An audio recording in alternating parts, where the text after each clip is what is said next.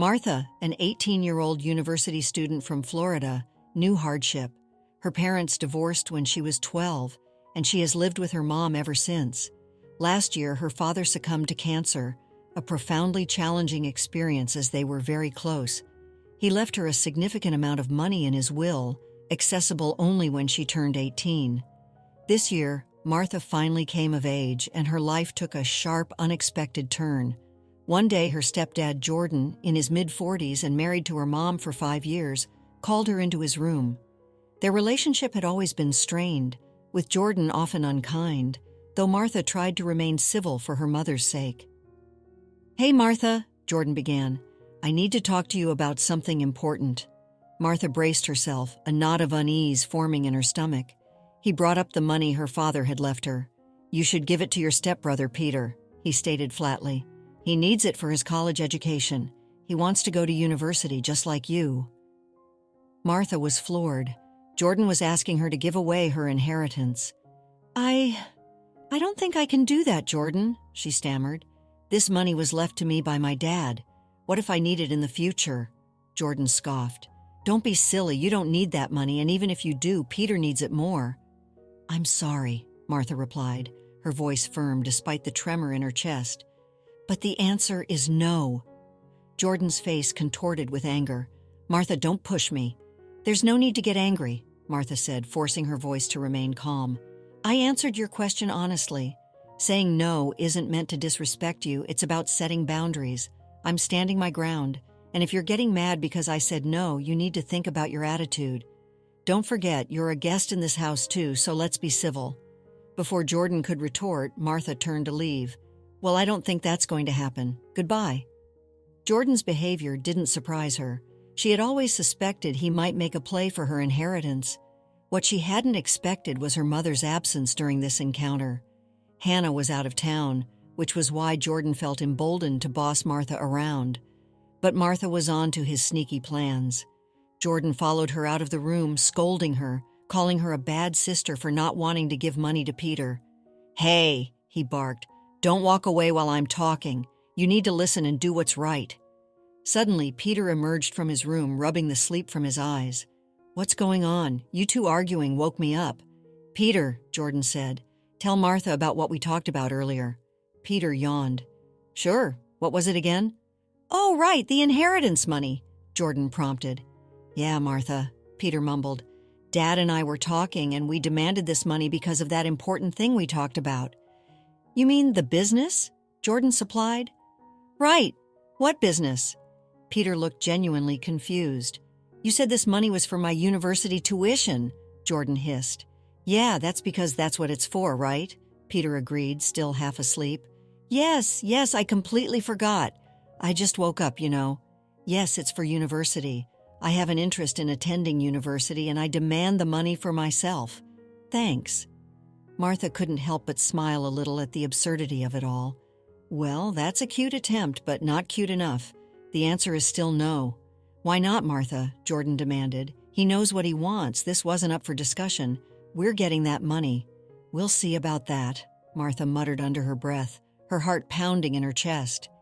The rest of the evening was thick with tension.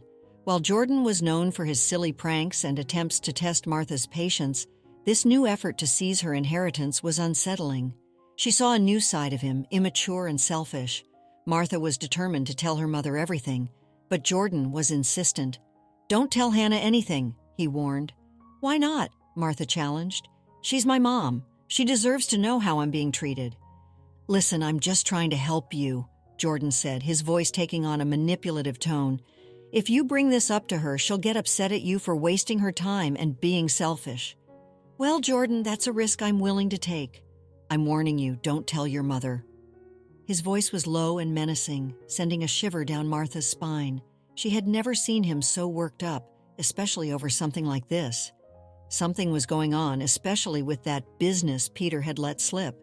They thought she wasn't smart enough to catch on, and Jordan's aggressive reaction to her telling her mother only confirmed her suspicions. As soon as she had a moment alone, Martha called her mom. "Hey, Mom, how are you doing?" "I'm good, baby. How about you?" "Not very well, Mom. Something's off with Jordan and Peter, especially Jordan. He's acting weirder than usual." "Oh, Martha, don't be paranoid. I know you don't like him, but he's not weird." "Mom, he asked me for the inheritance money." "What? Really?" "He demanded to get the money, both him and Peter." "That's not true," Hannah said, doubt lacing her voice. "He wouldn't do that." "I know you love him, Mom, for whatever reason, but this is true. He said it's for Peter's education, but I think something fishy is going on. He even got pretty aggressive when I told him I'd tell you." "I don't know, baby," Hannah sighed. "I just feel like I need more proof." "Don't worry, I'll get all the proof. Just wait and see." Even though her mother wasn't ready to fully believe her, Martha felt a surge of determination. She knew Jordan was up to something, and she wouldn't rest until she uncovered the truth. Late that night, driven by a need for answers, Martha used the family computer. To her surprise, Jordan had forgotten to log out of his email account. It was a careless mistake and one that Martha was prepared to exploit. Her heart skipped a beat as she saw a series of emails addressed to a woman named Gloria. These were no ordinary emails. They were filled with intimate messages, revealing an affair. Martha quickly took notes, her mind reeling. But the next discovery was even more disturbing.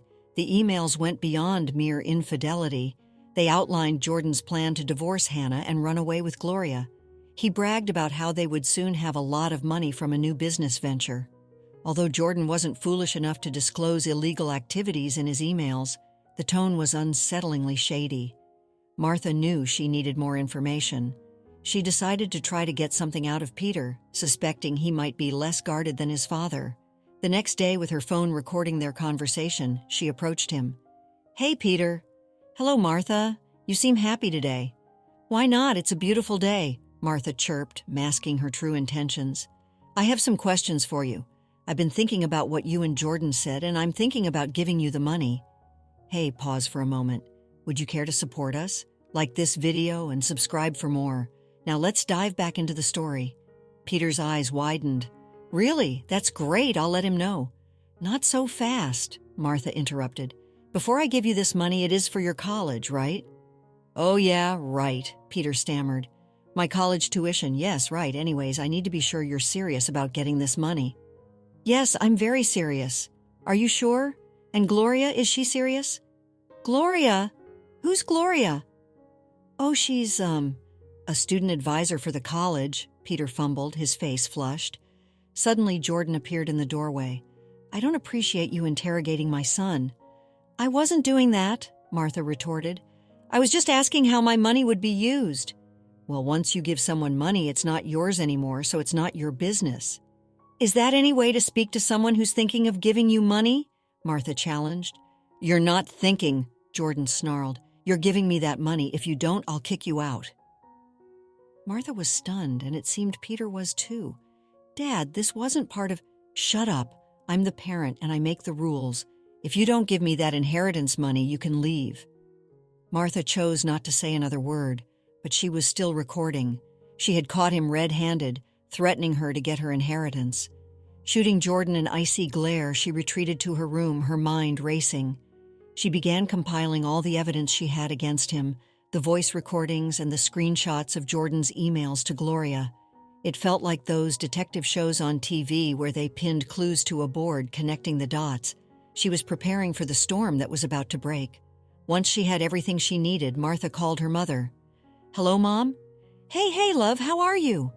"Mom, are you sitting down?" "Why, what's wrong?" "I'm afraid I have some really bad news to share, and you won't like it." Martha then revealed everything she had discovered. Hannah initially denied it, refusing to believe it until Martha played the audio recording of Jordan threatening to kick her out of the house. As Hannah listened, her composure crumbled. "Why would he say those things to you? Why would he do that to me? Why would he be so cruel?" "Because he's a bad man," Martha said softly, her heart aching for her mother. "I'm sorry to say it, but you married a monster. This is just terrible. I can't believe I left you alone with those two sickos." "Not. I'm coming home right now. You stay where you are. Have you locked your door?" "Yes, ma'am." "I'm going to ruin that man and make sure he never shows his face in public again. When I'm done with him, he'll wish he never married me." "That's the spirit, Mom. Now hurry up and get home. We need to make a plan." Hannah arrived several hours later, a whirlwind of anger and determination.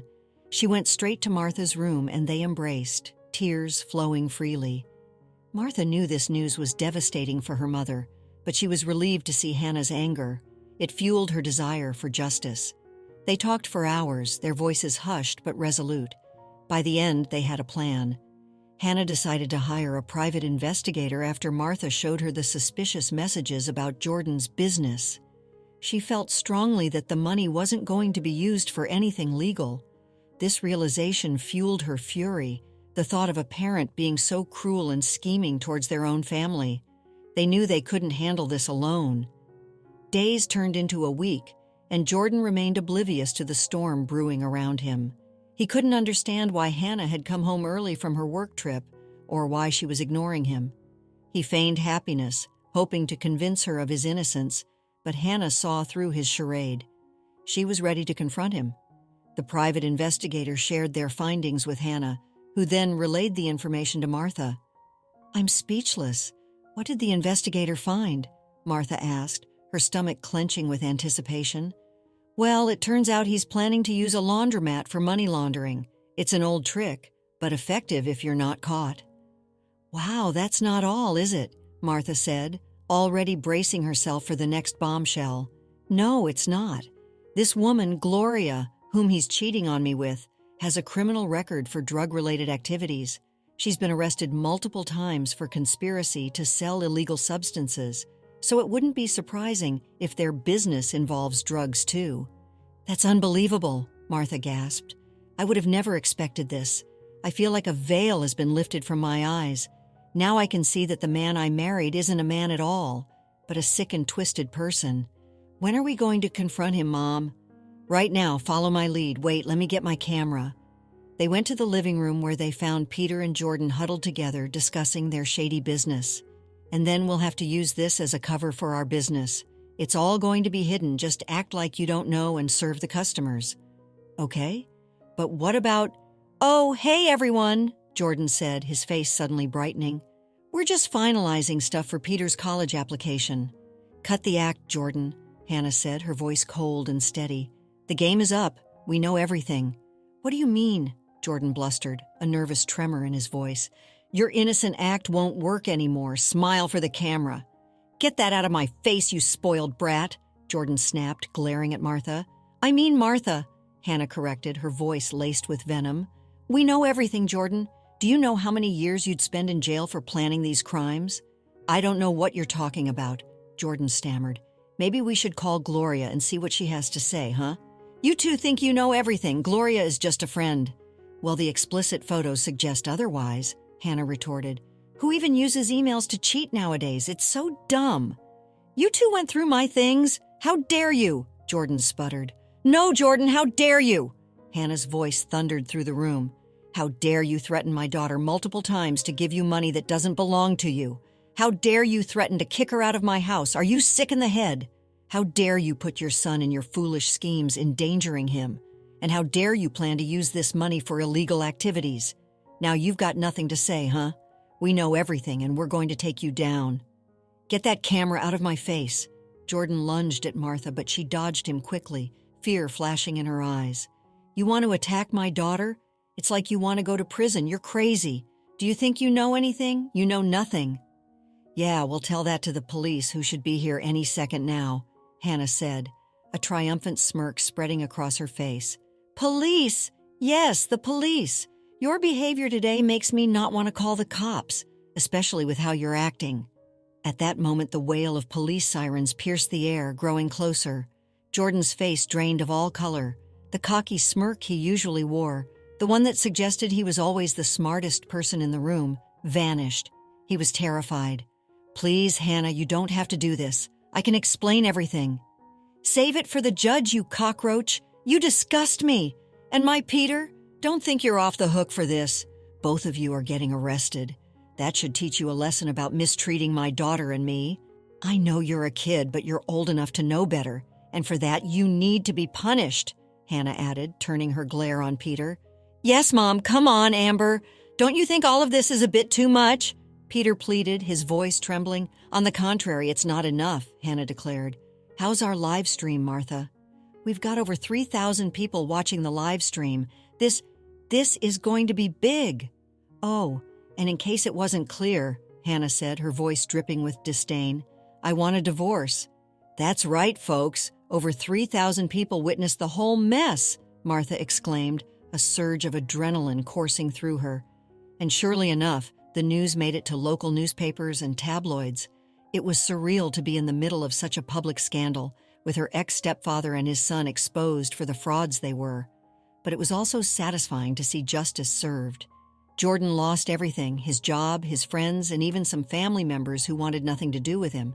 He was facing serious charges for his schemes, and if the judge saw fit, he could spend up to 20 years behind bars. The police also found Gloria, who had been in hiding. She faced the same charges as Jordan. Life was good on Martha and Hannah's side. They grew closer than ever, their bond strengthened by their shared ordeal. On weekends, they would often relax on the patio, drinks in hand, laughing at how foolish and evil Jordan had been.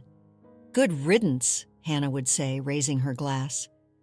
Good riddance indeed, Martha would echo, a genuine smile gracing her lips for the first time in a long time.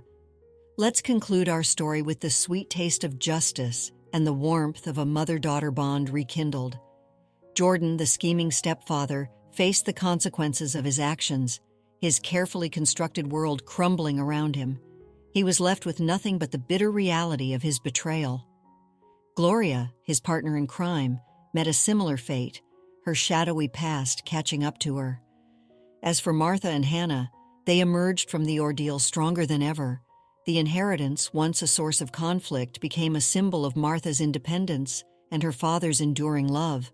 They used it wisely, ensuring their future was secure. The experience taught them the importance of trust, resilience, and the unbreakable bond between a mother and daughter. Their story serves as a reminder that even in the darkest of times, truth and love will always prevail. After experiencing the full journey of our story, we'd love to hear your thoughts. How did the story resonate with you? Don't forget to like, subscribe, and stay blessed. Thank you for watching, and see you in the next story.